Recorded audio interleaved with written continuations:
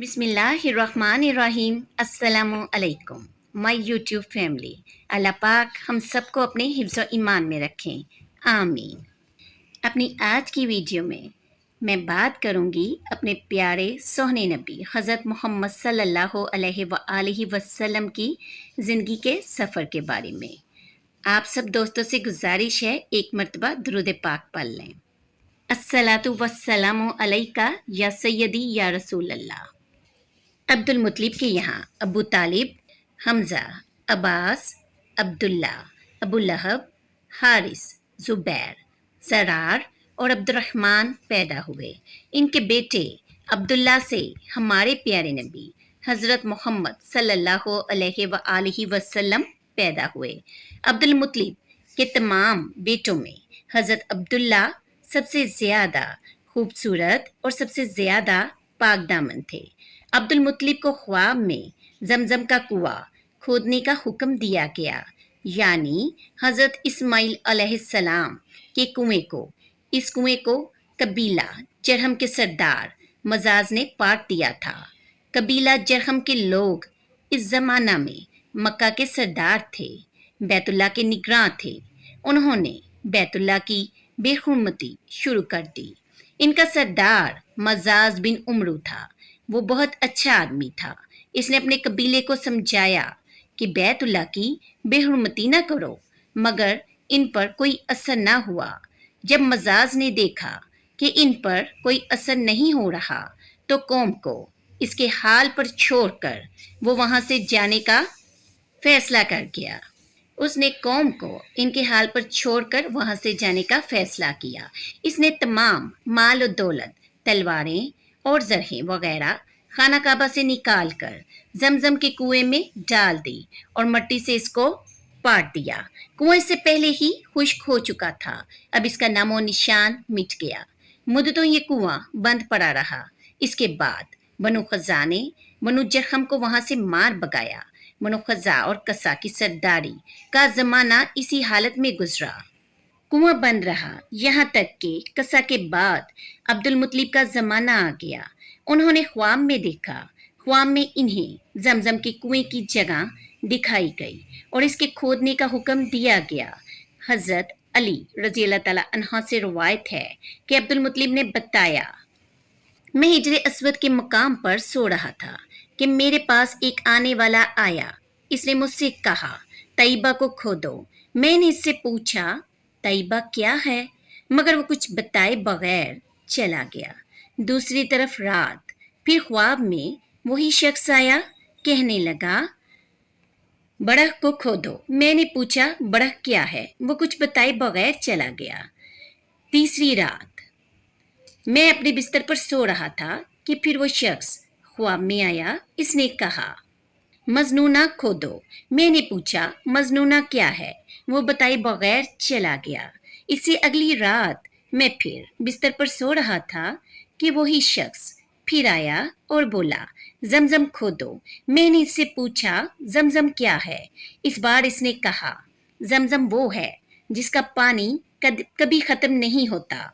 मैंने इससे पूछा, जमजम क्या है? इस बार इसने कहा, जमजम वो है जिसका पानी कभी खत्म नहीं होता, जो हाजियों के बड़े बड़े मजमुओं को सैराब करता है। अब्दुल मुत्तलिब कहते हैं, मैंने इससे पूछा, ये कुआं किस जगह है? इसने बताया, जहां गंदगी और खून पड़ा है और कौवा ठूंगे मार रहा है। दूसरे दिन अब्दुल मुत्तलिब अपने बेटे हारिस के साथ वहां गए। इस वक्त इनके यहाँ यही एक लड़का था।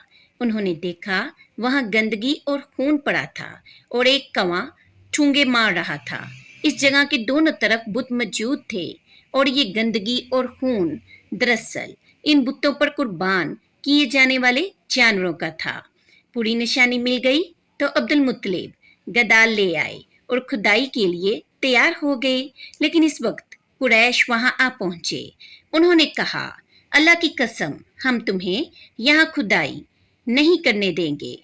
तुम हमारे इन बुतों के दरमियान कुआं खोदना चाहते हो जहां हम इनके लिए कुर्बानियां करते हैं।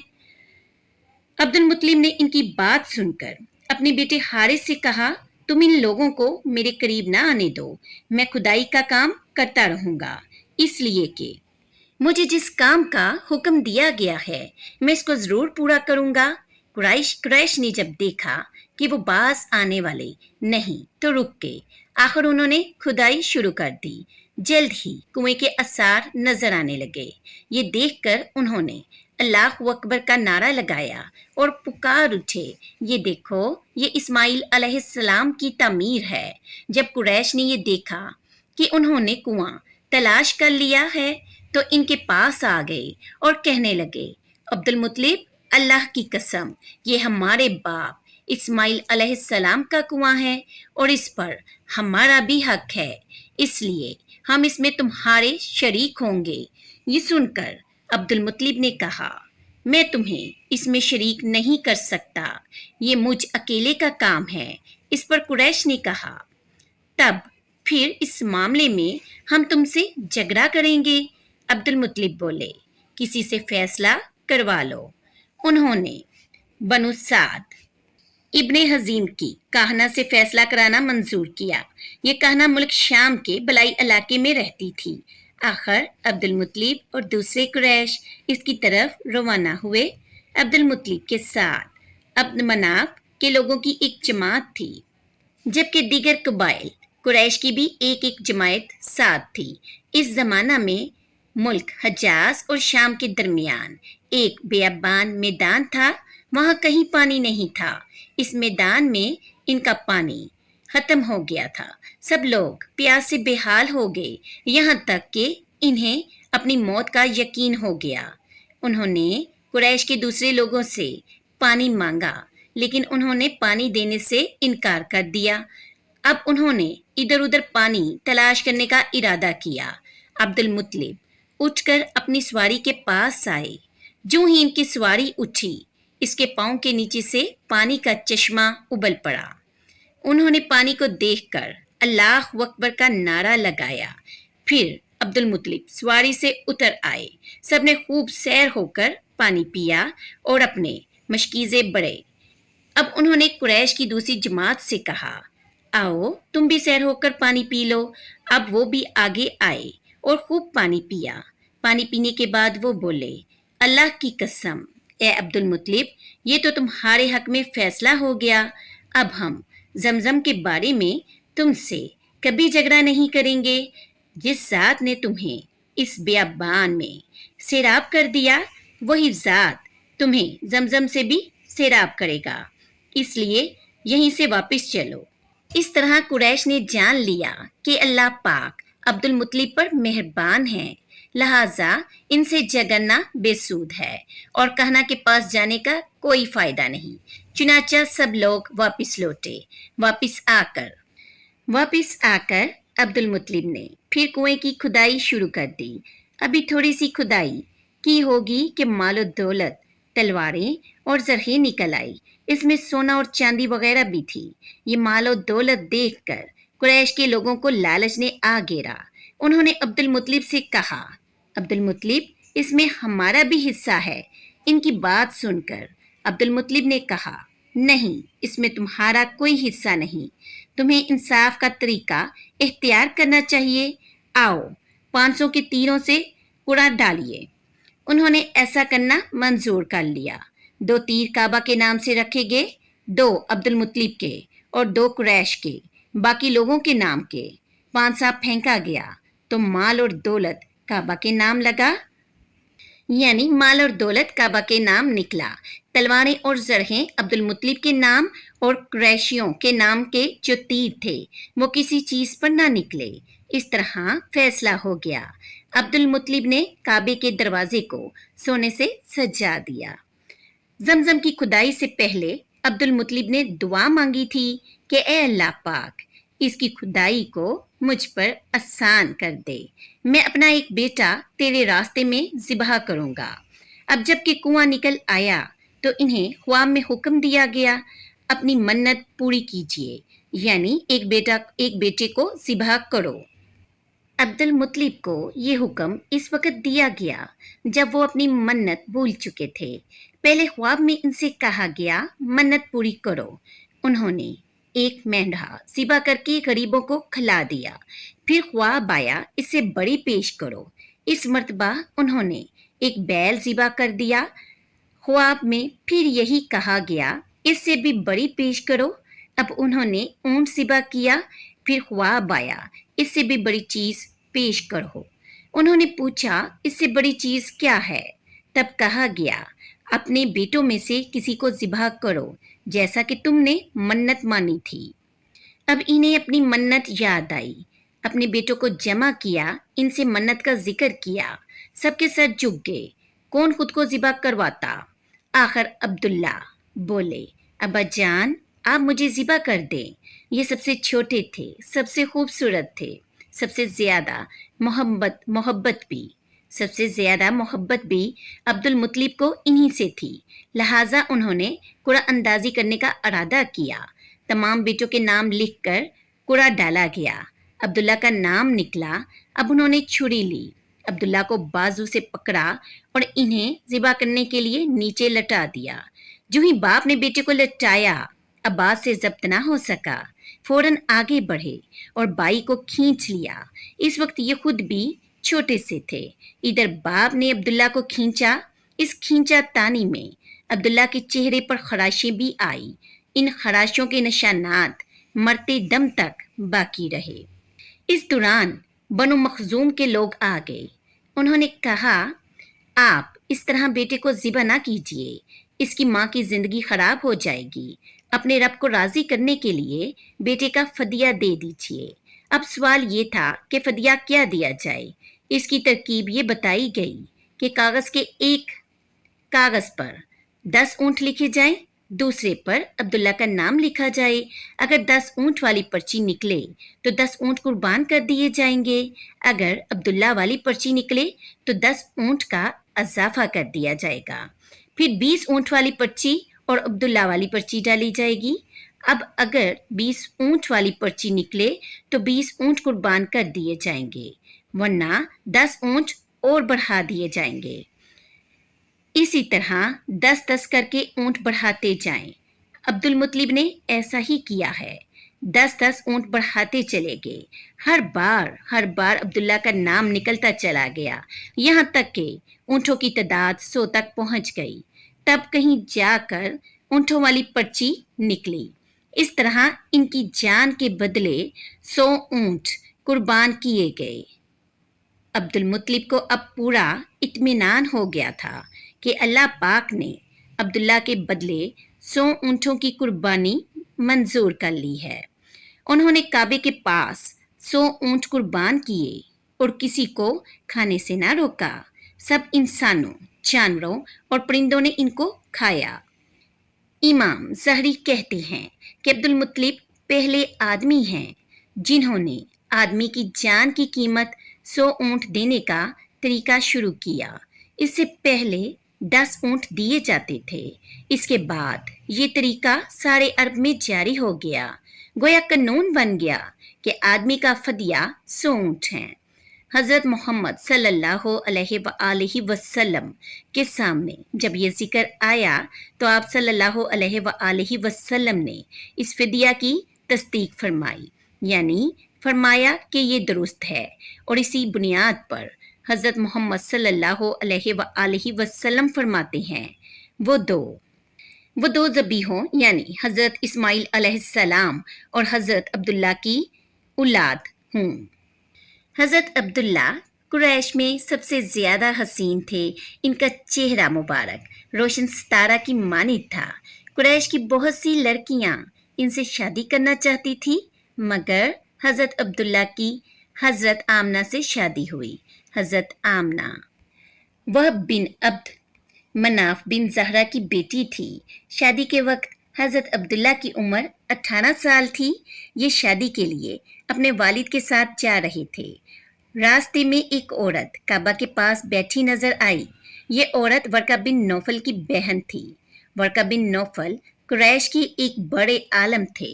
वर्का बिन नौफल से इनकी बहन ने सुन रखा था कि वक़्त के आखिरी नबी का ज़हूर होने वाला है और इनकी निशानियों में से एक निशानी ये होगी कि इनके वालिद के चेहरे में नबूवत का नूर चमकता होगा।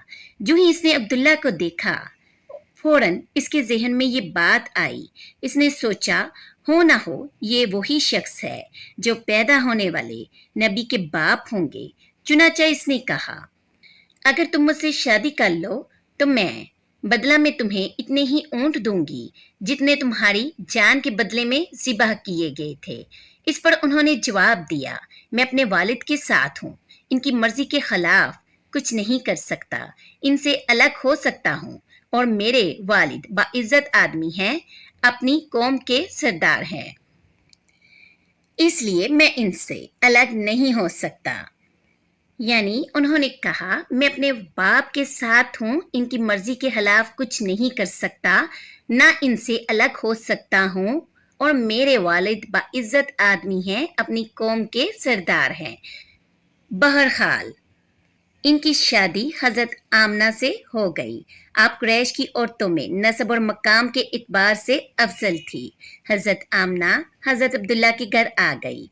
आप फरमाती हैं, जब मैं माँ बनने वाली हुई तो मेरे पास एक शख्स आया, यानी एक फरिश्ता इंसानी शक्ल में आया।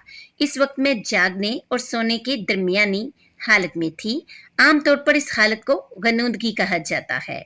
इसने मुझसे कहा तुम्हें मालूम है तुम इस उम्मत की सरदार और नबी की माँ बनने वाली हो। इसके बाद वो फिर इस वक्त आया जब नबी पाक हजरत मोहम्मद सल्लल्लाहु अलैहि वसल्लम पैदा होने वाले थे।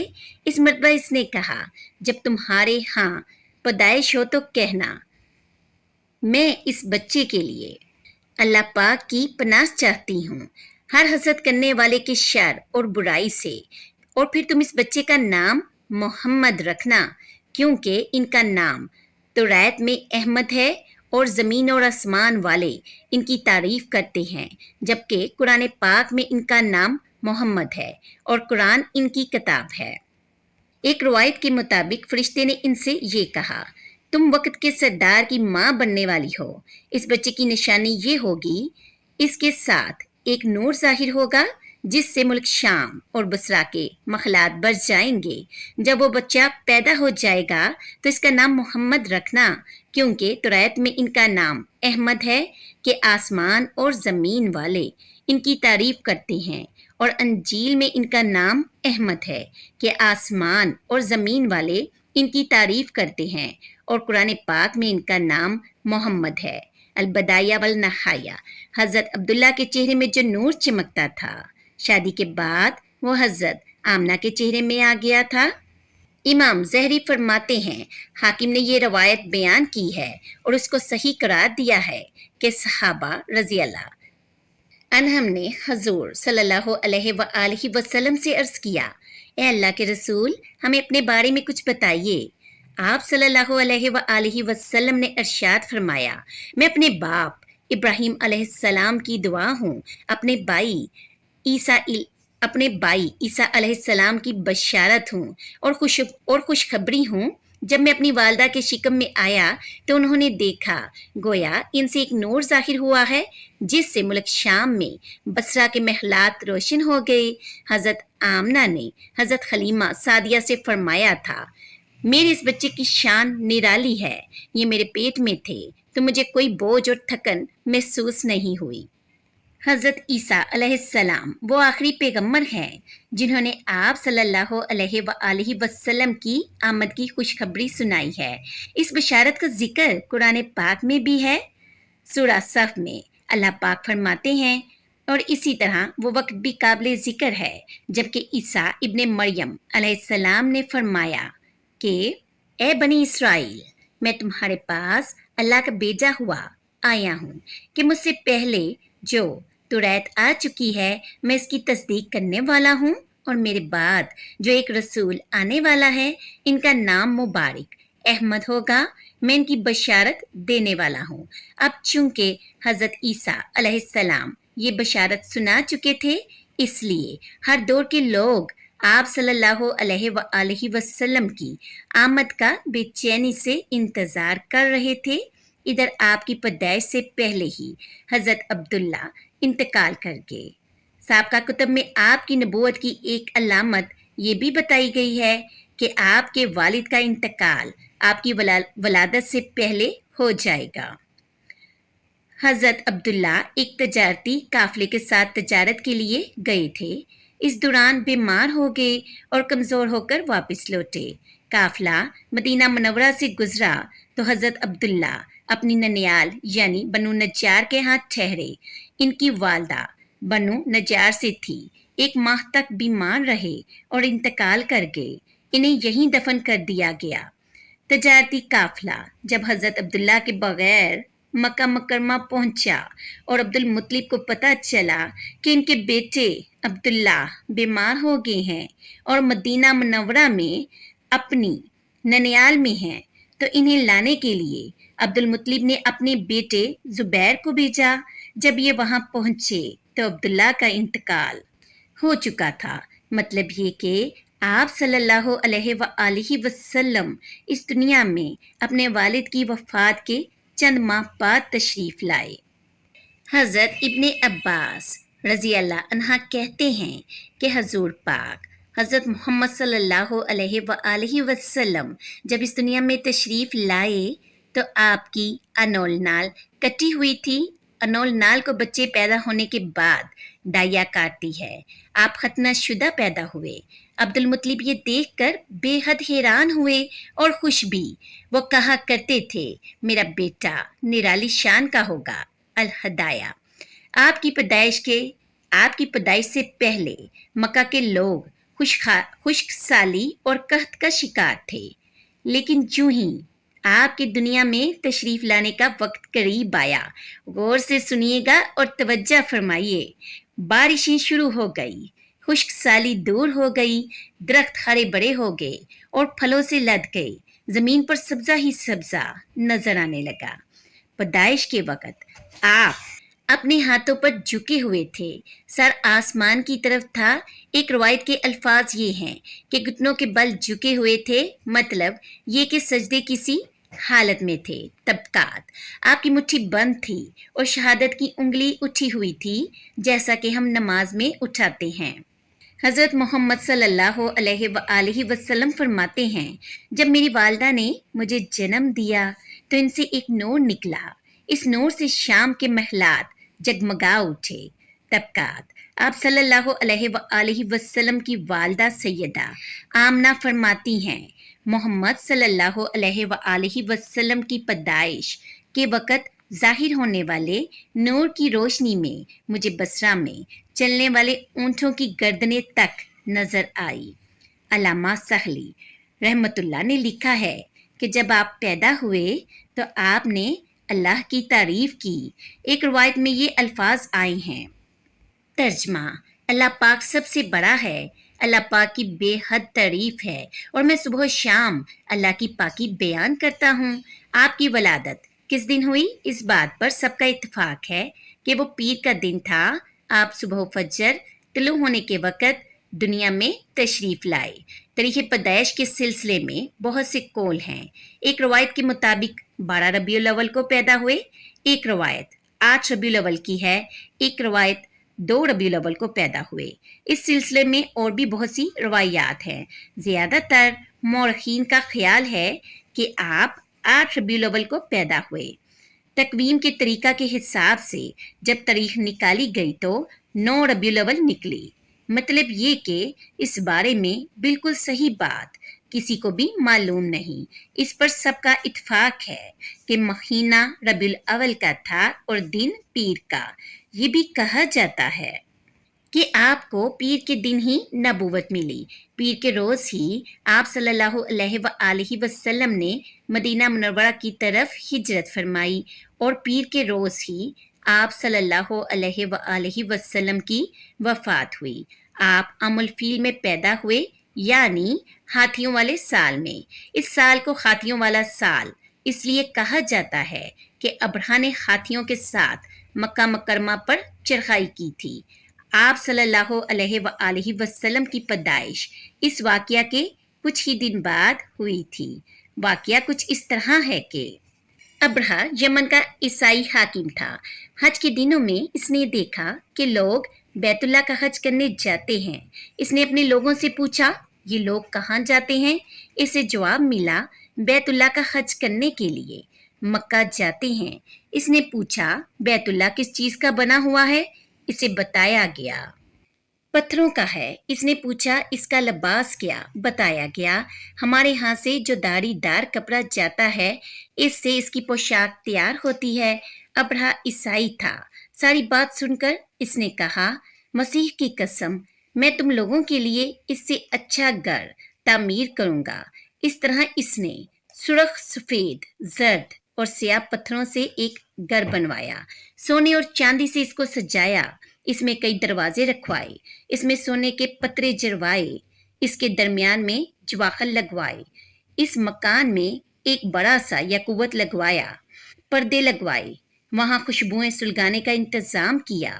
اس کی دیواروں پر اس قدر مشک ملا جاتا تھا کہ وہ سیاہ رنگ کی ہو گئی، یہاں تک کہ جوہر بھی نظر نہیں آتے تھے۔ پھر لوگوں سے کہا اب تمہیں بیت اللہ کا حج کرنے کے لیے مکہ جانے کی ضرورت نہیں رہی۔ میں نے یہیں تمہارے لیے بیت اللہ بنوا دیا ہے، لہٰذا اب تم اس کا طواف کرو۔